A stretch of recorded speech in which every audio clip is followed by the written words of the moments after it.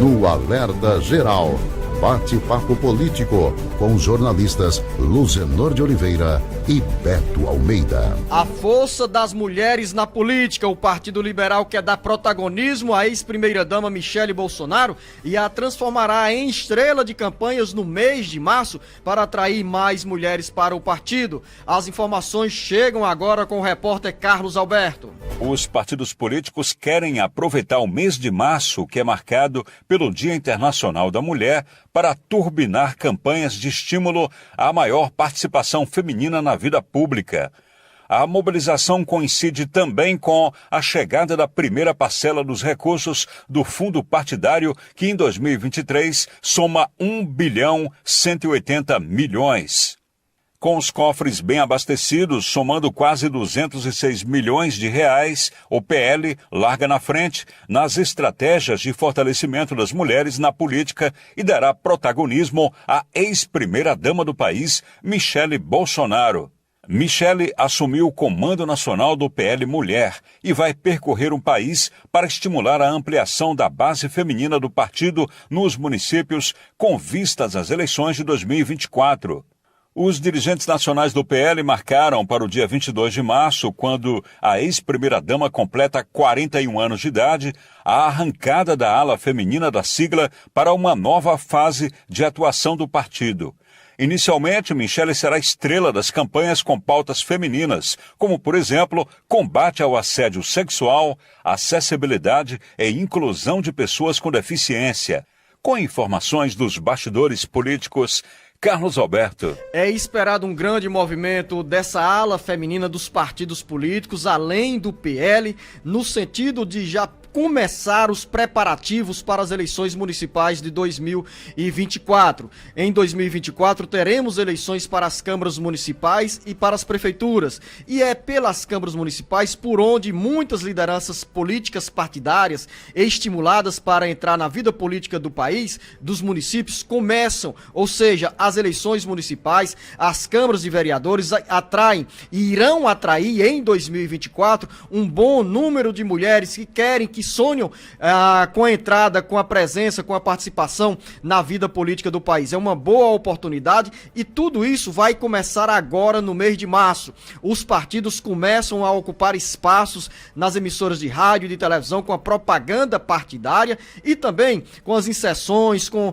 as propagandas nas redes sociais, na internet, para ampliar esse debate sobre a presença feminina na política. Ao longo dos anos tivemos sempre a política marcada pelo machismo. A mulher cumpria sempre um papel de coadjuvante na vida pública do país, acompanhando o marido, acompanhando alguém, mas nunca de forma mais presente, como nos últimos anos nós temos tido mulheres mais presentes na vida partidária, e aí a legislação partidária abriu novos canais para dar mais espaços para as mulheres. Hoje temos, por exemplo, na Assembleia Legislativa, 8 mulheres exercendo mandatos de deputada estadual. É um fato inédito na história política do país e, nesse contexto, as mulheres se sentem mais estimuladas e, quando estão na linha de frente do debate, acabam por chamar a atenção de mulheres jovens, mulheres mais maduras, mulheres já com a idade mais avançada, que querem também dar uma contribuição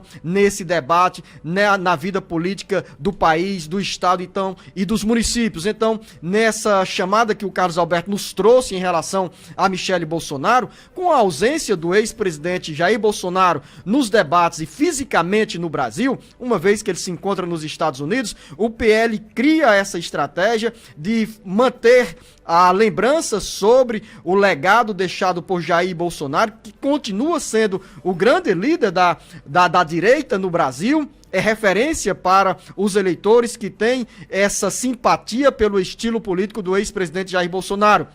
E com Michele Bolsonaro, o PL quer ocupar esses espaços e, além de tudo, chamar a atenção para maior presença das mulheres na política brasileira. É isso que a gente vem vendo ao longo do tempo, né, Luzenor de Oliveira? A legislação eleitoral com avanços aí, deixando a vida partidária e política mais atraente para as mulheres, né? Sem dúvida, Marcos Furlan, porque além da legislação partidária, que eu fiz referência, a legislação eleitoral também deu ganhos importantes como estímulo para as mulheres entrarem na vida política. Infelizmente, os homens continuam querendo fazer das mulheres papel de laranjas em campanhas eleitorais, como aconteceu em 2022, como aconteceu em 2020, com consequências danosas para os partidos, para a imagem das mulheres e principalmente para quem dirige as siglas partidárias. Em todo o Brasil, tivemos decisões do Tribunal Superior Eleitoral com a cassação de chapas de vereadores porque usaram o nome de mulheres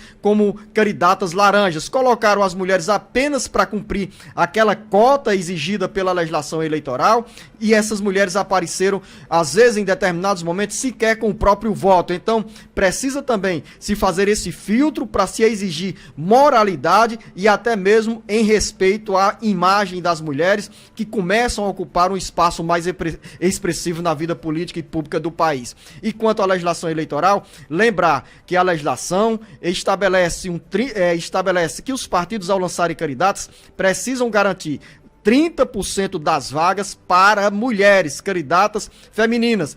Paralelo a essa participação do ponto de vista numérico, a legislação também deu proteção às mulheres para que 30% da verba do fundo eleitoral sejam destinados às campanhas das mulheres. E outro aspecto, ainda em relação à legislação partidária, os partidos precisam obrigatoriamente destinar 30% dos cargos de direção para as mulheres e 30% dos recursos do fundo partidário para campanhas que estimulem as mulheres a participarem da vida partidária e também da vida política. É por isso que ganhou e que está ganhando protagonismo a presença de Michele Bolsonaro na vida do PL, que vai sim dar uma contribuição para estimular outras mulheres a entrarem na política, a fazerem parte da vida partidária dos países, dos partidos em todo o Brasil, como acontece aqui no Ceará. Mas eu quero mudar de assunto aqui, Marcos Furlan, para chamar o Sátiro Salles sobre um assunto que está na pauta,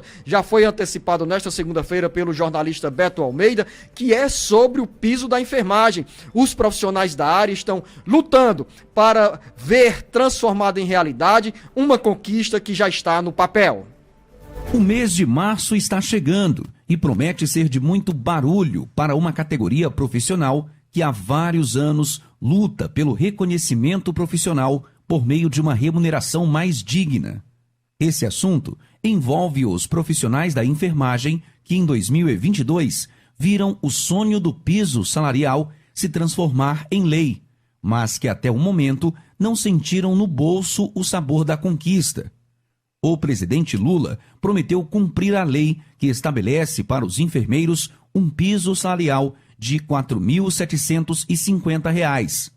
O Congresso Nacional, por sua vez, promete aprovar leis que garantam as condições para o poder público e a rede filantrópica de saúde pagarem o piso salarial. A ministra da Saúde, Nízia Trindade, se antecipou para dizer que a primeira versão da minuta da medida provisória, que pretende ajudar a aplicar o piso salarial da enfermagem, está finalizada. A minuta foi criada pelo grupo interministerial, que é formado por diversos órgãos da gestão Lula, com a finalidade de viabilizar de forma mais célere o piso salarial da enfermagem. Impacientes e cansados, e diante de tanta espera, os profissionais da área da saúde prometem mobilizações em todo o Brasil, caso o governo e o Congresso Nacional não apresentem uma solução para esse impasse. E, neste cenário, o Fórum Nacional de Enfermagem se mobiliza para uma possível greve geral no dia 10 de março.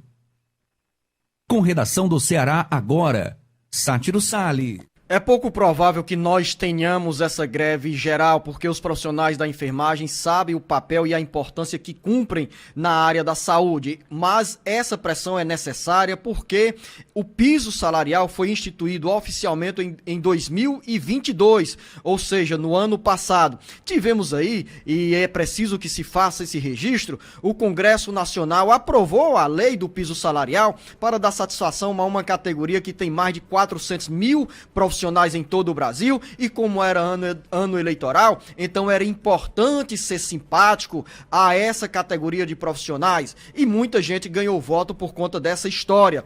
Era importante, sim, a luta é antiga, os profissionais da enfermagem merecem, sim, um piso salarial, um reconhecimento por meio de um salário digno e justo. A demagogia do Congresso Nacional, ao aprovar a lei sem garantir a origem do dinheiro, criou esse vazio que fez com que os profissionais da enfermagem sonhassem, imaginassem que já estivessem com a mão na taça para receber o salário, quando na realidade a lei foi aprovada, criando o piso da enfermagem, o piso salarial, mas não foi dado aos profissionais da saúde, aos profissionais da enfermagem, não foi dada a garantia do pagamento desse salário pelas entidades filantrópicas, pelo Serviço Público de Saúde, pelos municípios, pelos estados e também pela iniciativa privada. As entidades municipalistas, que congregam 5.568 prefeituras em todo o Brasil, calculam em 12 bilhões de reais o impacto anual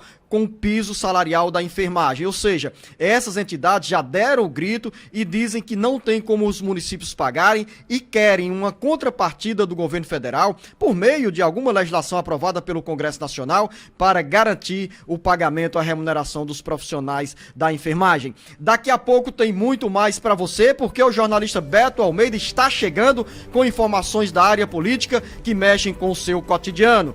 Daqui a pouco a gente volta com o jornalista Beto Almeida e com Marcos Furlan.